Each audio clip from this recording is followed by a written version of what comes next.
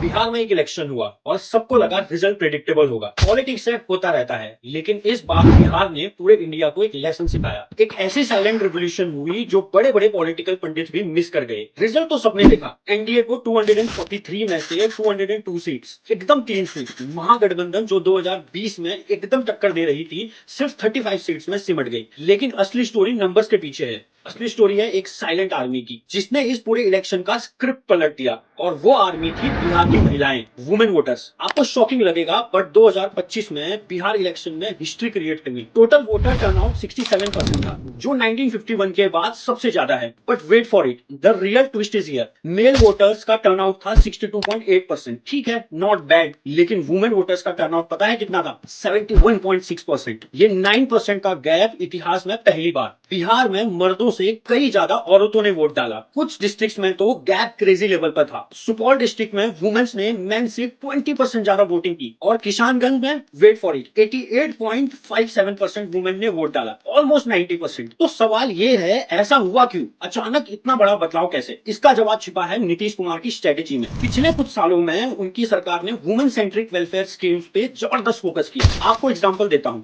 Old age pension सीधा double से भी ज्यादा 400 से 1100 रुपए कर दी। 1.5 करोड़ से ज्यादा महिलाओं के अकाउंट में सीधे 10,000 कैश ट्रांसफर करने का अनाउंसमेंट। लड़कियों की एजुकेशन को लेकर अलग स्कीम। बेसिकली उन्होंने एक साइलेंट वोटर बेस क्रिएट की, एक ऐसा वोट बैंक जो जात और धर्म से ऊपर था। ये वोट बैंक था डेवलपमेंट बेनिफिशियरीज का, और इसमें सबसे बड़ी संख्या थी महिलाओं की। जब वोटिंग का दिन आया तो ये साइलेंट वोटर साइलेंट नहीं रहे, they came out with the record numbers. उन्होंने वोट डालकर उन स्कीम्स पर स्टैंप ऑफ अप्रूवल दे दिया। सोचो, जिस स्टेट में वुमेन वोटर रजिस्ट्रेशन मैन से 42 लाख कम है, वहां उन्होंने वोटिंग में मैन को 4.3 लाख वोट से पीछे छोड़ दिया। That's the power. और एक और फैसिनेटिंग ट्विस्ट है इसमें, द मैथ ऑफ इलेक्शन। आपको लगेगा एमजीबी ने पूरा परफॉर्म किया, राइट? उनको सिर्फ 35 सीट्स मिले, लेकिन उनका वोट शेयर था 37.9%। Not bad at all. लेकिन एनडीए को देखो, उनका वोट शेयर था 46.6%, सिर्फ 9% से ज्यादा। तो इन 9% वोट डिफरेंस से 167 सीट्स का डिफरेंस कैसे? This is the magic of first pass the post system. मतलब ये नहीं रखता कि आपको टोटल कितने वोट्स मिले हैं, मतलब ये रखता है कि आप जीते कितनी जगह पर। एनडीए ने अपने वोट्स को एफिशिएंटली स्प्रेड किया और ज्यादातर सीट्स पर जीत हासिल की। एमजीबी के वोट कुछ एरियाज में कंसंट्रेटेड रह गए, जिससे वो बहुत सारी सीट्स कम मार्जिन से हार गए। So what's the takeaway? Bihar ने हमें दो चीजें सिखाई हैं। पहला, इंडियन पॉलिटिक्स में एक नया वोट बैंक उभर रहा है। ये लाभार्थी या बेनिफिशियरी वोट बैंक है। इसमें वुमेन एक डिसाइसिव फोर्स है। उनको टेंजिबल बेनिफिट्स दो और they will vote for you, cutting across the traditional lines. दूसरा, इलेक्शन सिर्फ इमोशन या नैरेटिव से नहीं,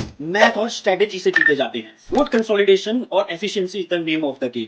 ये सिर्फ बिहार की कहानी नहीं है, ये आने वाले इंडियन पॉलिटिक्स का ट्रेलर हो सकता है। आपको क्या लगता है, क्या ये वुमेन लेड वोटिंग ट्रेंड दूसरे स्टेट्स में भी दिखेगा? Let me know your thoughts in comment below. और ऐसे ही और डीप फैक्चुअल एनालिसिस के लिए you know what to do. Subscribe to my channel and share it with your friends.